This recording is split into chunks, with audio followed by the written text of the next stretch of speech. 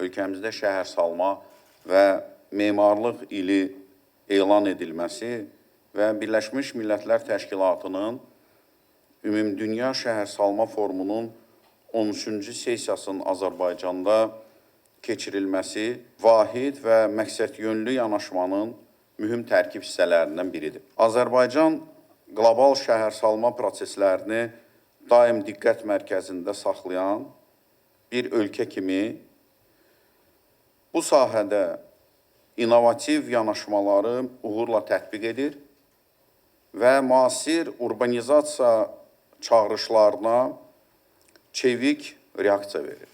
Xüsusilə Qarabağ və Şərqi Zəngəzur iqtisadi rayonlarında həyata keçirilən strateji əhəmiyyətli bərpa və yenidən qurma işləri öz miqyası, əhatə dairəsi və icra surəti baxımından qlobal səviyyədə nadir nümunələrdən biri kimi sayıla bilər.